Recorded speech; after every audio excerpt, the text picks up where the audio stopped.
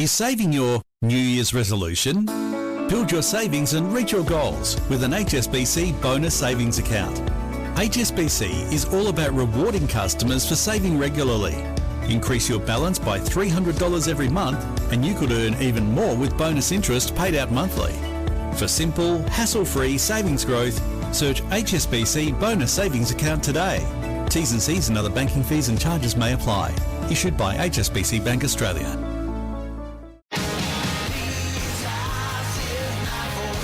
On Nights Talking Real Estate, brought to you by Domain. Download the app today and find your way home with Domain. Yeah, we like on Monday nights to check in with the real estate market, and tonight we've got Peter O'Malley, principal with Harris Partners. He's right at the coalface. Peter, good evening once again. Yeah, good evening to you, John. Now, let's look at auction rates and clearance rates. How are they going? Because the year really only gets going after the Australia Day weekend. So how are we looking at the moment? Look, there is more stock on the market at the moment, John, than what there normally is at this time of year. I've never seen so many listings come to market as what has come on the market before Australia Day. So that tells me that there's a bit of nervousness amongst vendors rushing their properties to market at an earlier point in the year than they normally would. I expect the market to open up cautious. If we compare this January with last, there's more stock on the market and there's slightly more active buyers in the market. So there's an obvious question flows from that. If people are listening to us right now, if they're considering selling or considering buying, I guess considering buying, you can't afford to delay. But if you're considering selling, would you jump in now or wait and see? What would you do? It's a tricky equation. I think you've got to follow events, John, is the right answer. The RBA obviously increased interest rates last November, and that is what caused the rising market of 2023 to turn. The market is expecting rate cuts at some stage in 2024, but it is pin the tail on the donkey, if you like, trying to ascertain the point in time when the RBA actually make that cut in interest rates. We must keep in mind that if the RBA take the view that they need to cut rates, which is what the market's looking for, they're doing so to support the economy and the property market because it has turned.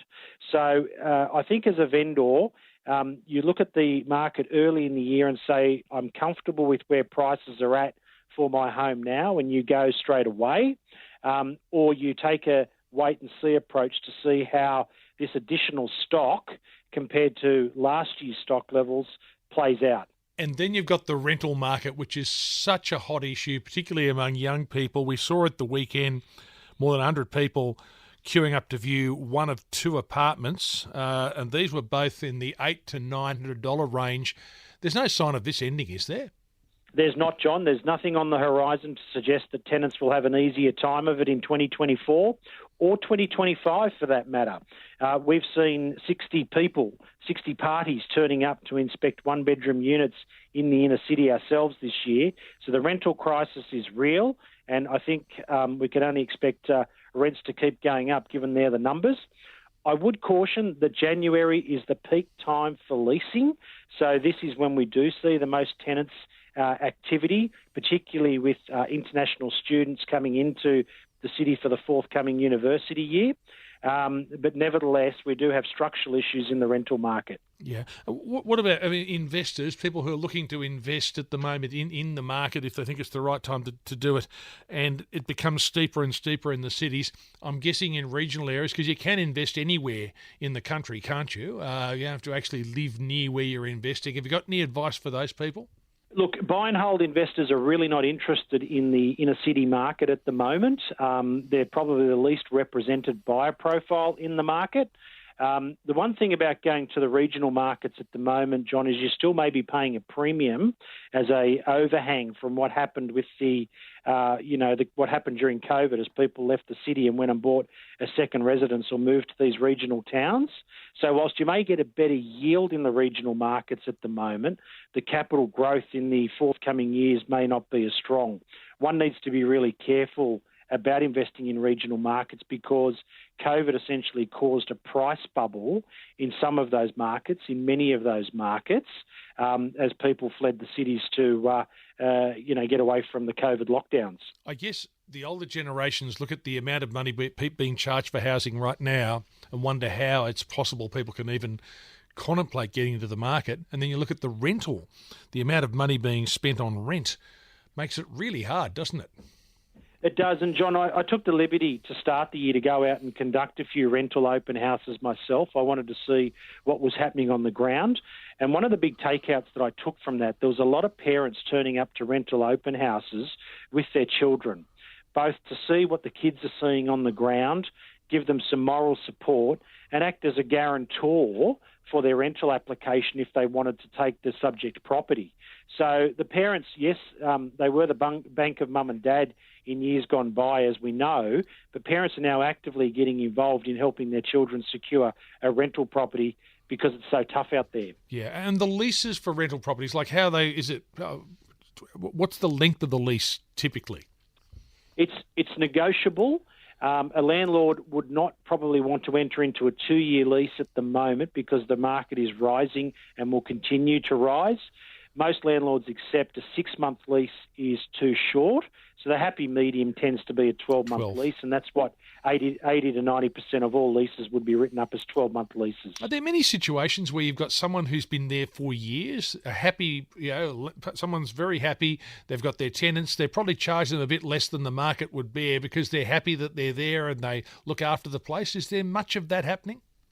There's not a great deal, but it does happen. We are selling an apartment at the moment in Balmain where the tenant's been there for 23 years. Wow.